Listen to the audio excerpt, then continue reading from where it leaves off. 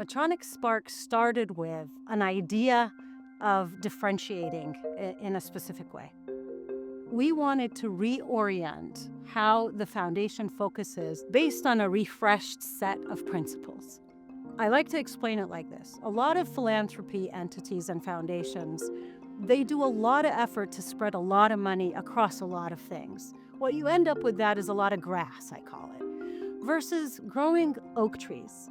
Oak trees that matter, that have longevity, that create legacy, is something that is true and enduring. And we decided on a few things. So instead of touching a life, we wanted to change the trajectory of a life. We wanted to make sure that our employees and employee engagement, the boosting of that and their passion around this is core to whatever we decide to do.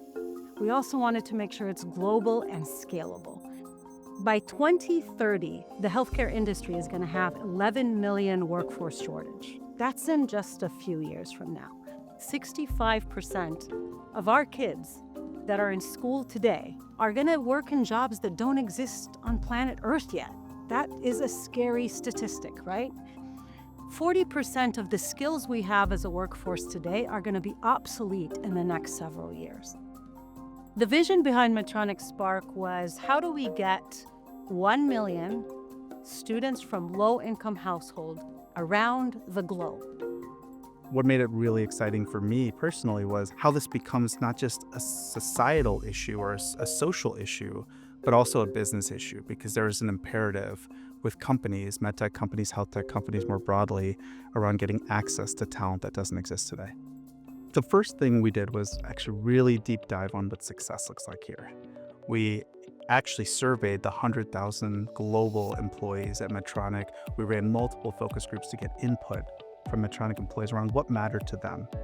And this actually helped us narrow a bit down to Medtronic Spark. From there, we wanted to build a strategy that was both ambitious and executable, and specifically had long-term impact, but also impact in the near term. The impact that we're seeing so far is actually mind-blowing and phenomenal. What makes Medtronic Spark different than corporate giving is its focus, number one. It is really, really focused. And focused with the objective of changing the trajectory of the life of the recipient of what we are going to do.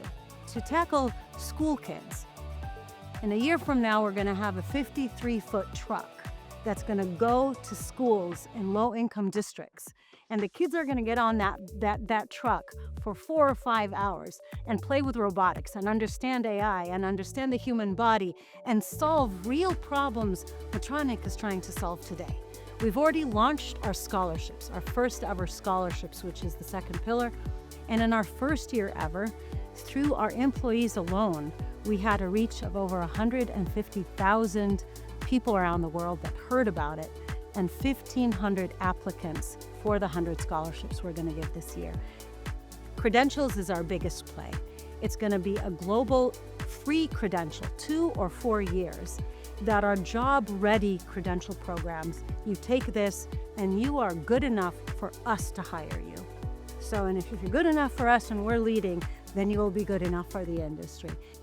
It was important to make life-changing differences. So the scholarship program, for example, could make meaningful changes on an individual's life. But you also had to get scale and breadth. You really want to think about how you can accelerate, broaden your impact as you're designing these programs.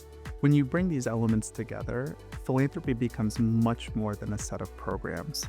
It becomes a strategic platform for inclusive growth. It meets this moment of changing the trajectory of a life over time, which is what we really want to do. But also we want it to outlive us. We want it to outlive the current team. It's not about me or the next leader. It's about what Medtronic stands for as a company, as a mission, about people, for people around the world.